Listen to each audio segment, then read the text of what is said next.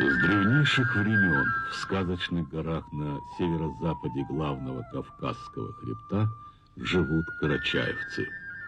Их отчие земли Теберда, Домбай, Архыз, Махар, западная Прильбруси всемирно известны. Они являются прямыми потомками Алан. Сокрушительный удар по Алании был нанесен во время нашествия войск Тимура в 1395-1396 годах.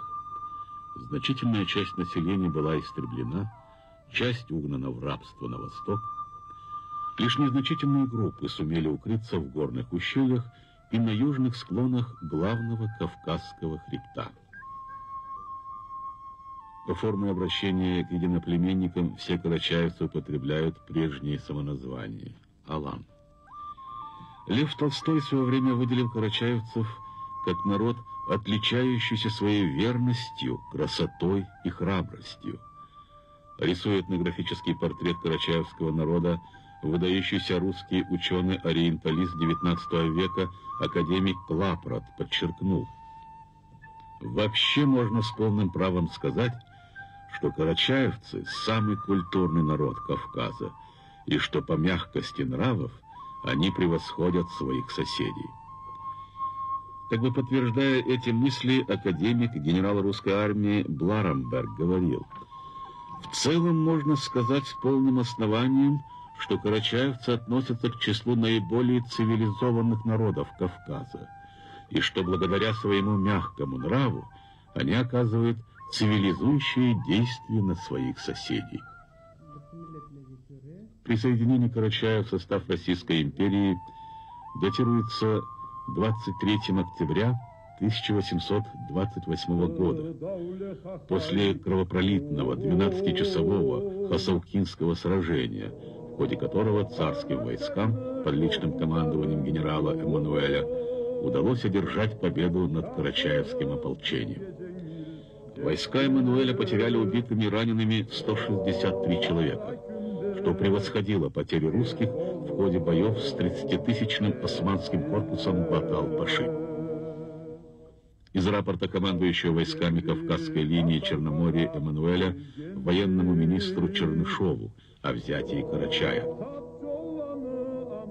«Спешу вашему сиятельству донесть, что Фермопилы Северного Кавказа взяты нашими войсками, и оплот Карачаева у подошвы Эльбруса для всех горских народов, враждебных против России, помощью Божией и храбростью войск под личным моим предводительством разрешен. Сражение с карачаевцами произошло всего октября 20 числа. Оно началось в 7 часов утра и окончилось в 7 часов вечера. С овладением последней высоты победа покрыла новою славою российское войско, в всем деле участвовавшее». Далее в документе говорится: 22 октября, представляя лично ко мне их повелитель Вали-Ислам Крым-Шамхалов со всеми старшинами, равно и весь карачаевский народ присягал на верность подданства государю и императору с представлением как от его Ислам Крым-Шамхалова, равно и от 3 еще первейших фамилий аманатов. За окончанием таким образом всего важного дела для будущей безопасности и спокойствия Кавказской области войско выступило 24 октября в обратный путь, и я прибыл в Ставрополь 29 октября. Подробное донесение о всем действии, о числе войск воном, как и в самом сражении участвовавшем, и о прочем, я буду иметь честь впоследствии представить. 30 октября 1828 года, город Ставрополь, генералов кавалерии Эммануэль. Столичная газета «Северная пчела» писала в те дни о факте присоединения Карачая. «Блистательный успех предполагает путь к успокоению всего края Кавказского. Пример покорения всего народа, почитавшегося у всех горских жителей самым непобедимым, дает, впрочем, подумать о возможности повторить с ними таковое же происшествие». Карачаевцы свято выполняли данное обещание. Все попытки послов Сефербейзана и Сулеймана Эфенди привлечь карачаевцев к выступлениям против России не имели успеха. Даже Наибу Мухаммед Амину не удалось привлечь их на свою сторону под знаменем мюридизма. Основная масса населения Карачая не поддержала его. Не потому ли известный русский исследователь Сысоев писал: «Однажды, присягнув русскому царю, карачаевцы были вполне верны данной присяге. В награду за верность карачаевцам высочайше была дарована земля в пределах теперешнего Карачая». Карачаевцы не подверглись переселению на новые территории, сохранив свои поселения и свои земли. Уже в 1829 году была направлена экспедиция для обследования гор и, главным образом, Эльбруса. Кроме ученых, в ней принимали участие в качестве проводников представители карачаевского народа. Это был первый подъем на крышу Кавказа Эльбрус. Так началось исследование недр Карачая, строительство дорог и укреплений. История Карачая во второй половине XIX века, после окончания Кавказской войны, подчинялась новым закономерностям, имела свои достижения и свои неудачи. Карачай постепенно втягивался в общее русло развития России, и здесь проходили реформы социальных и политических отношений, создание светских и духовных школ, зарождение своей интеллигенции. Весь путь развития карачаевцев проходил в тесном единении с русским и другими кавказскими народами.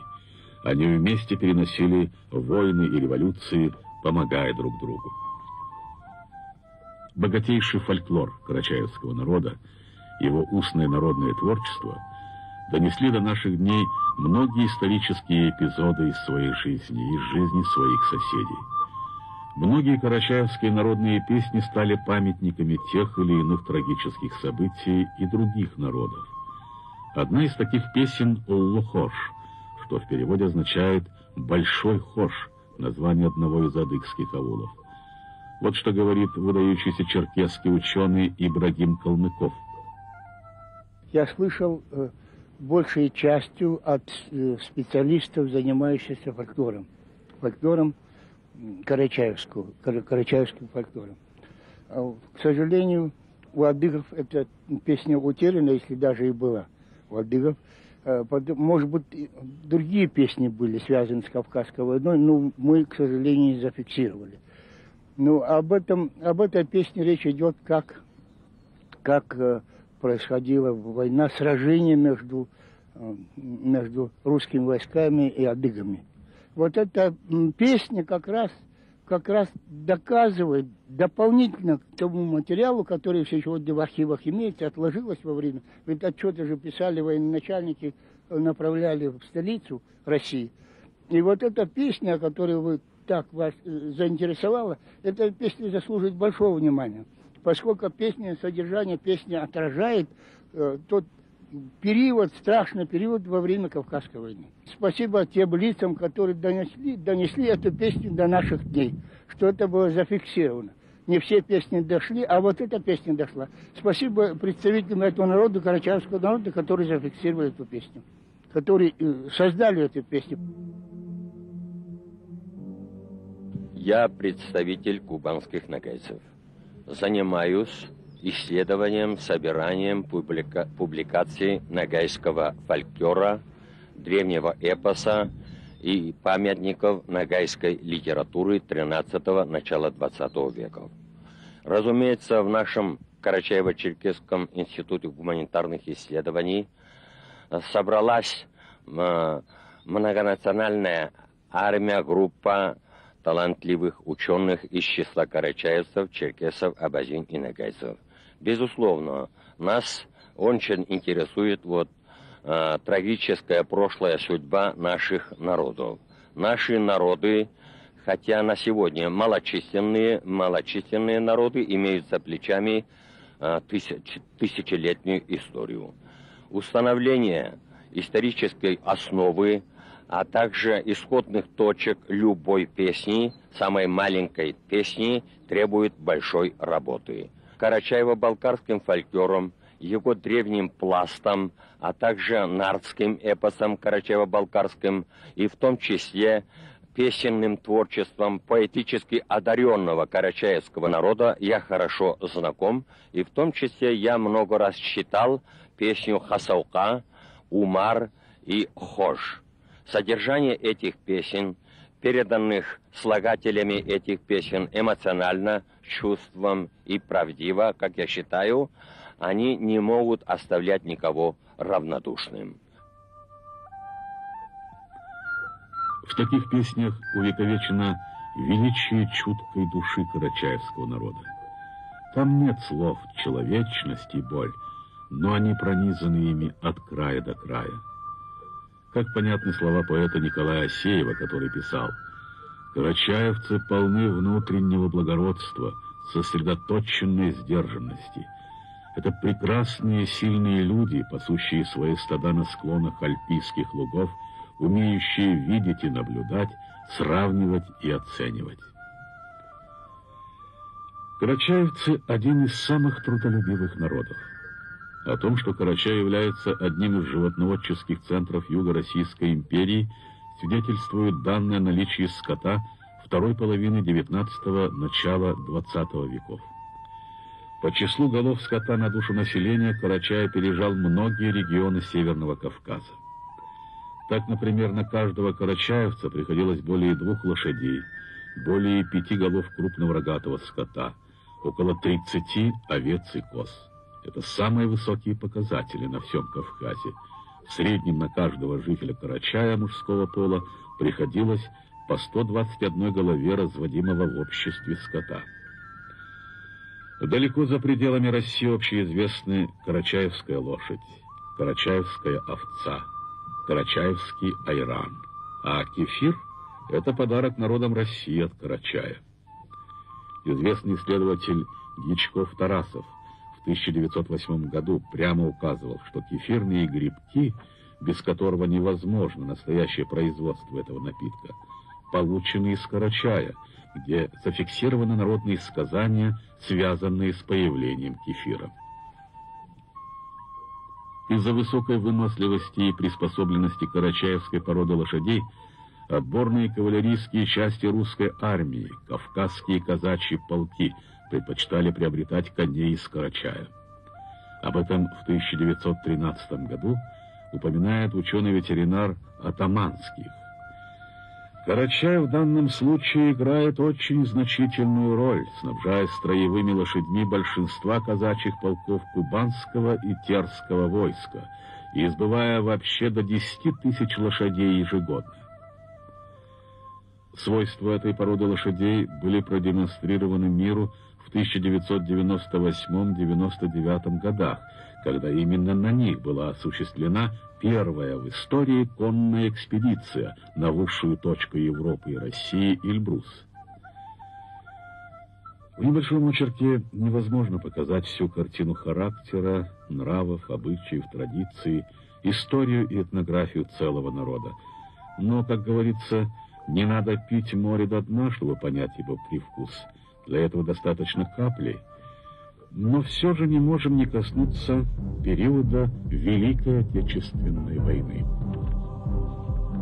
В первые же месяцы Великой Отечественной войны в состав Красной Армии ушло 15 600 карачаевцев, то есть каждый 5-й представитель этого народа. 9 тысяч из них погибли на фронтах, то есть каждый 8-й. Карачаевцы приняли участие в защите Брестской крепости и практически во всех известных военно-стратегических операциях. Харун Богатырев, Магомед Тиккушев, Рамазан Темрезев в годы войны были командирами бригад. Воины из Карачая стали одними из самых дерзких и лучших партизанских командиров в тылу врага. Командиром прославленного белорусского партизанского полка стал Осман Касаев, о котором его противник, немецкий генерал Эрцмансдорф, писал: «Осман коварный, опытный в военном деле». Командирами партизанских отрядов были Кичебатыр Хайркизов, Юнус Каракетов, Аскер Бархозов, Курман Киткеев, Белоруссия, Бугербе Узденов, Украина, Харун Чочуев, Словакия и другие. К званию Героя Советского Союза было представлено 25 карачаевцев, из которых это звание получили лишь 11. Причиной стало выселение в ноябре 1943 года всего карачаевского народа. Большинство же воинов, представленных к этому званию, так и не получили его. Среди них Аскер Бадохов, Аскер Бархозов, Исмаил Батчаев, Магомед Диккушев, Мурадин Гаджаев, Ажук Анаматов и другие.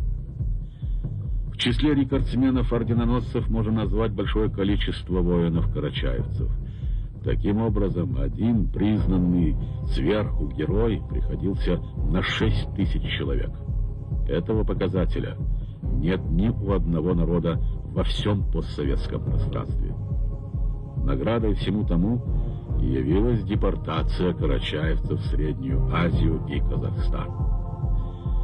Это случилось накануне предстоящей лютой зимы 1943-1944 годов, и неудивительно, что погибла половина народа, в основном дети, старики и женщины. Карачаевцы, как народ, выжили благодаря трудолюбию и мужеству.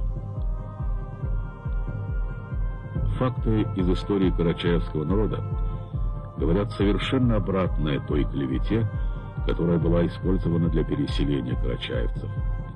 Это было задумано и запланировано заранее.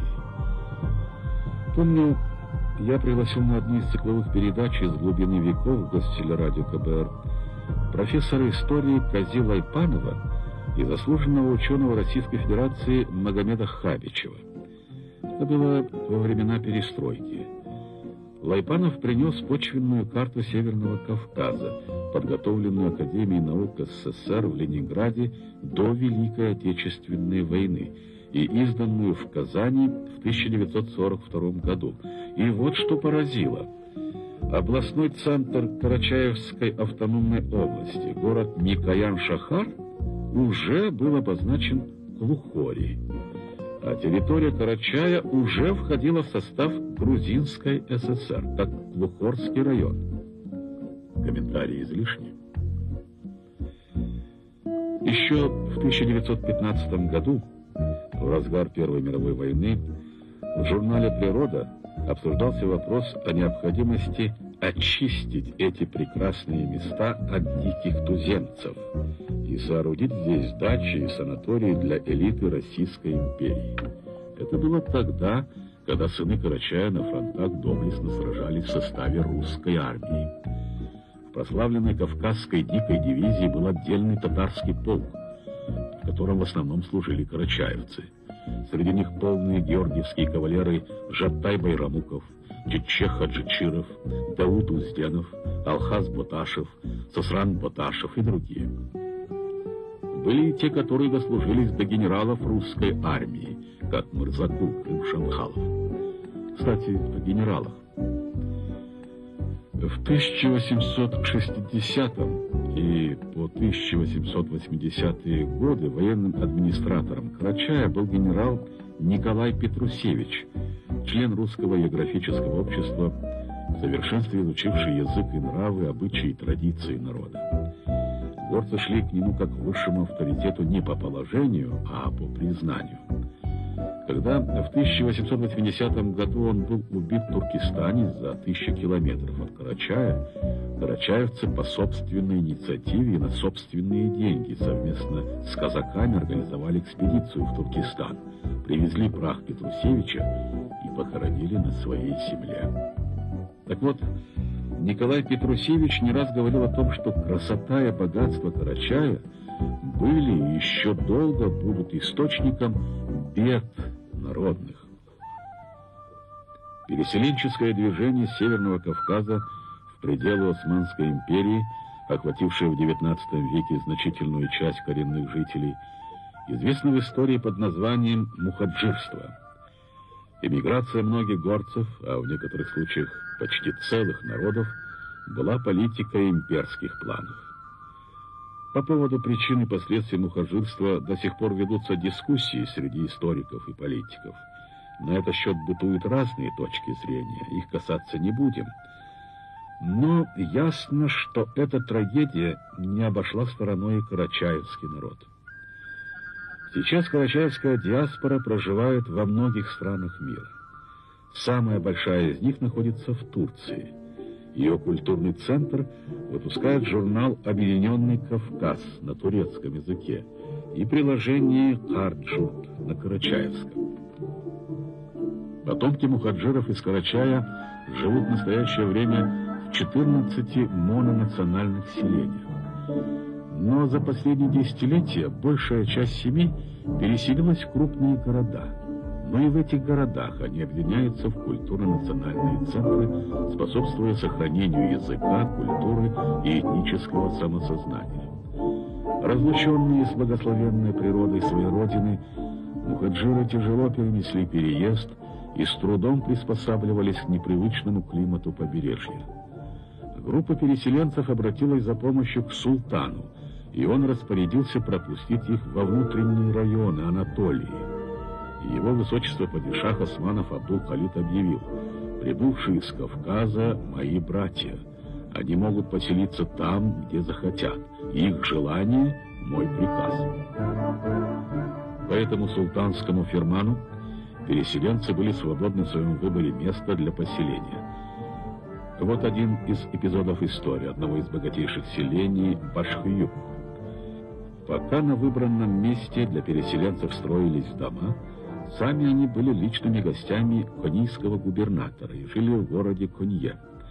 Когда карачаевцы поселились в новом селении, они назвали его Юмран-Хамидия, что означает «подарок Хамида», то есть султана Абдул-Хамида.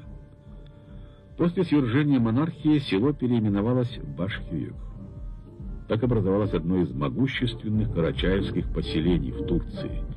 На сегодняшний день вся округа на протяжении 35-40 километров занята полями жителей этого села. Почти каждая семья имеет тракторы, грузовики, комбайны, сеют по заказу государства пшеницу и ячмень. В 1919 году многие представители карачаевцев встали на сторону революционных сил, во главе которых стоял Мустафа Кемаль-Паша, Ататюрк. Движением мухаджиров из карачаевских сел руководил один из ближайших соратников Ататюрка — Бозкурт. Одним из важнейших результатов турецкой революции явилось завершение формирования турецкой нации и ее языка. Старшее поколение карачаевцев в Турции помнит небывалый наплыв в их села ученых, которые спрашивали различные термины и наименования. При этом они ссылались на слова самого Ататюрка, который сказал: «Найдите народ Карачай. Они говорят на самом древнем и чистом тюркском языке». Об этом говорили и потомки сирийских мухаджиров в интервью Карачаево-Черкесской областной газете «Знамя Ленина».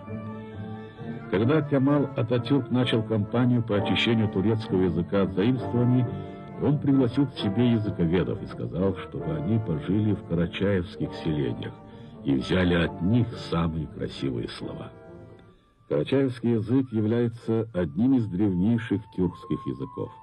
Именно поэтому великий русский ученый-тюрколог Гумилев, говоря о языке карачаевца, говорил: «Мал золотник, да дорог». Это то, что касается языка. В конце XX века парижский журнал «Мусульманин» писал: «Если у горцев отсутствуют знания чисто научные, зато у них в высшей мере развит культ воспитания, между тем, как к этому важнейшему вопросу только-только приближается наикультурнейшая Европа». Но клевета и шельмование карачаевского народа продолжается, несмотря на то, что у нас во дворе давно уже демократия. Быть может, сказывается его полуреабилитация.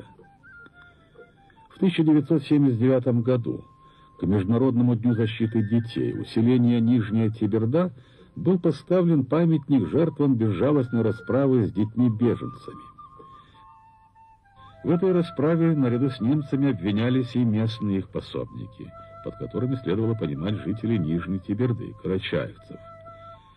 На этом месте останавливаются туристические автобусы, и десяткам тысяч людей со всех концов земли рассказывается о местных, о каких-то нелюдях.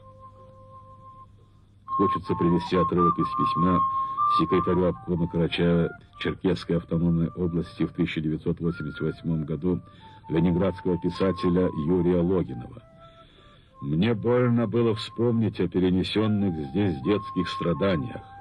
Сейчас мне больно глядеть в глаза прекрасным и мужественным людям, живущим в атмосфере кем-то нагнетаемых и распаляемых обывательским воображением легенд, порочащих их национальное достоинство. Считаю незаконное установление этого памятника преступно спланированной идеологической диверсией». А в 1990 году главная газета ЦК КПСС «Правда» признавала: то была утка, выпущенная мастерами-чекистами. Органы КГБ, работники прокуратуры Ставропольского края и Карачаево-Черкесской автономной области пусть и запоздало, но доказали, что жестокая расправа, которая ставилась в вину жителям аула Нижняя Теберда, выдумка. Но это было лишь 11 лет спустя.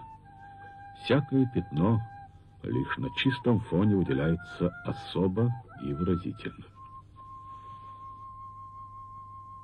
Я Карачай знаю не понаслышке. Карачай, который выше своих гор ставит только мужество, честь и совесть.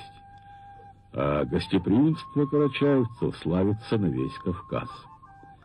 Именно из-за того, что правитель Алании Булат не выдал своего гостя золотоординского эмира Утурку Тамерлану, была уничтожена и разграблена Алания. На письмо Тамерлана: «Пришли Утурку, скрывающегося у тебя. Если нет, то я приеду с бесчисленным войском, которое сплошь состоит из львов, не знающих поражения». Булат ответил: «У меня хорошо защищенная крепость, и средства для войны приготовлены. Утурку у меня нашел убежище, и пока душа будет в теле, я его не выдам, и пока смогу, буду защищать и оберегать его». Этот дух и характер Алан и поныне живет в Карачае. Преданность и верность — вот что отличают этот народ. Главнокомандующий сухопутными войсками турецкой армии генерал Шахман Акай и главнокомандующий сухопутными войсками вооруженных сил СССР генерал армии Владимир Семенов проходили службу в одно и то же время, но в противостоянии.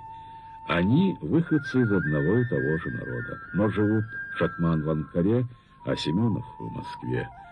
Это любопытный факт, но не единственный. Это примеры служения большой родине. Скрытая антикарачаевская кампания отчасти продолжается и сегодня, хотя давно уже нет в живых главного уличителя злодеяний карачаевцев, секретаря ЦК КПСС по идеологии Суслова. Но радует одно, что все это уже не государственная политика, а частные измышления.